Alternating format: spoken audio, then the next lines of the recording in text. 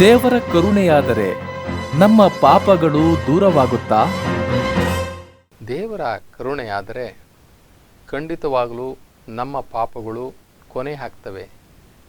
ಯಾವ ರೀತಿ ಒಂದು ಮಂಜು ಆ ಸೂರ್ಯನ ಶಾಖದಿಂದ ಕರಗಿ ನೀರಾಗುತ್ತೆ, ಹಾಗೆ ಆ ಪರಮಾತ್ಮನ ಕೃಪೆಯಾದರೆ, ಆ ಪರಮಾತ್ಮ ಶಿವನ ಒಲಿಮೆ ನಮಗಾದರೆ, ಅವನ ದಯೆ ನಮ್ಮ ಮೇಲೆ ಬಿದ್ದರೆ ನಾವು ಮಾಡಿರ್ತಕ್ಕಂಥ 7 ಜನ್ಮದ ಪಾಪಗಳು ಸಂಪೂರ್ಣವಾಗಿ ನಾಶ ಆಗ್ತವೆ. ಅಕ್ಕನಾಗಮ್ಮನವರು ಒಂದು ವಚನದಲ್ಲಿ ಹೇಳ್ತಾರೆ, ಅರಿಯದೆ ಮರೆವಿನಿಂದ ಭವನದಲ್ಲಿ ಈ ಭವದಲ್ಲಿ ಬಂದೆನಲ್ಲದೆ ಇನ್ನು ಅರಿದ ಬಳಿಕ ಬರಲುಂಟೆ. ನಾನು ಬರೋದಿಲ್ಲ, ಯಾಕೆಂದರೆ ಮೊದಲು ನಾನು ನನ್ನ ಈ ಅಜ್ಞಾನದಿಂದ ಆ ಪರಮಾತ್ಮನನ್ನು ನಾನು ತಿಳಿಯದೆ ಈ ಮರೆವಿನಿಂದ ಭವದಲ್ಲಿ ಬಂದೆನಲ್ಲದೆ ಇನ್ನು ಅರಿತ ಬಳಿಕ ಬರಲುಂಟೆ. ಬರೋದಿಲ್ಲ, ಇನ್ನು ಈ ಭವದಲ್ಲಿ ಬರೋದಿಲ್ಲ, ಈ ಮನುಷ್ಯ ಜನ್ಮದಲ್ಲಿ ನಾನು ಬರೋದಿಲ್ಲ. ನನಗೆ ಪರಮಾತ್ಮನ ಅನುಗ್ರಹವಾಗಿದೆ, ಆ ಪರಮಾತ್ಮನನ್ನು ನಾನು ತಿಳ್ಕೊಂಬಿಟ್ಟಿದ್ದೀನಿ.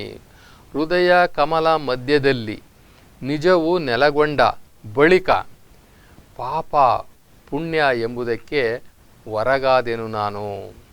ಎನ್ನ ಹೃದಯ ಕಮಲದಲ್ಲಿ ಆ ನಿಜವಾಗಿರ್ತಕ್ಕಂತಹ ಪರಮಾತ್ಮ ನಿರಾಕಾರ ಶಿವನು ನೆಲೆಗೊಂಡು ಬಿಟ್ಟಿದ್ದಾನೆ. ಈಗ ನಾನು ಆ ಪಾಪ ಪುಣ್ಯಗಳಿಂದ ಹೊರಗಡೆ ಇದ್ದೇನೆ, ನಾನು ಹೊರಗಾಗಿದ್ದೇನೆ, ಹೊರಗಡೆ ಹೋಗ್ಬಿಟ್ಟಿದ್ದೀನಿ.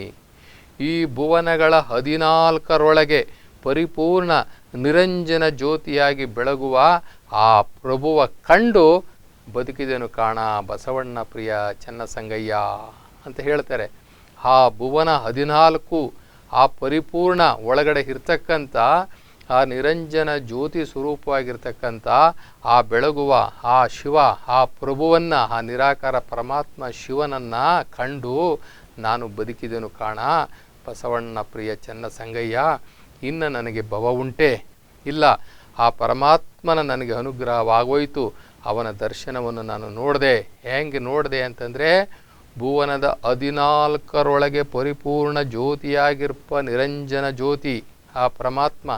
ಯಾವಾಗಲೂ ಶಿವ ಪರಮಾತ್ಮ ಜ್ಯೋತಿ ಸ್ವರೂಪವಾಗಿದ್ದಾನೆ. ಆ ಶಿವ ಪರಮಾತ್ಮ ಜ್ಯೋತಿ ಸ್ವರೂಪವಾಗಿರ್ತಕ್ಕಂಥದ್ದನ್ನು ಇಲ್ಲಿ ಅಕ್ಕನಾಗಮ್ಮನವರು ನೋಡಿದ್ದಾರೆ, ಅವರ ಅಂತರ್ಚಕ್ಷುವಿಂದ ನೋಡಿದ್ದಾರೆ. ಹೀಗಾಗಿ ಆ ಜ್ಯೋತಿಯನ್ನು ನಾನು ಕಂಡಿದ್ದೀನಪ್ಪ, ಆ ಜ್ಯೋತಿಯನ್ನು ಕಂಡು ನಾನು ಬದುಕಿದ್ದೇನೆ. ಪರಮಾತ್ಮನ ಕರುಣೆಯಾಗಿದೆ, ಪರಮಾತ್ಮನ ಕೃಪೆಯಾಗಿದೆ, ಆ ಶಿವನ ಅನುಗ್ರಹ ನನಗಾಗಿದೆ. ಹೀಗಾಗಿ ಯಾವುದೇ ಒಬ್ಬ ಶರಣರು ಅಥವಾ ಯಾವುದೇ ಒಬ್ಬ ಸದ್ಭಕ್ತರು, ಸಾಧಕರು, ಮುಮುಕ್ಷುಗಳು ಆ ಪರಮಾತ್ಮ ಶಿವನನ್ನು ಸಾಕ್ಷಾತ್ಕಾರ ಮಾಡಿಕೊಂಡ್ರೆ ಅವರ ಪಾಪಗಳು ನಾಶವಾಗುತ್ತದೆ, ಪುಣ್ಯ ಪ್ರಾಪ್ತಿಯಾಗ್ತದೆ ಅಂತಕ್ಕಂಥದ್ದನ್ನು ಇಲ್ಲಿ ಈ ವಚನದಲ್ಲಿ ಹೇಳ್ತಾ ಇದ್ದಾರೆ.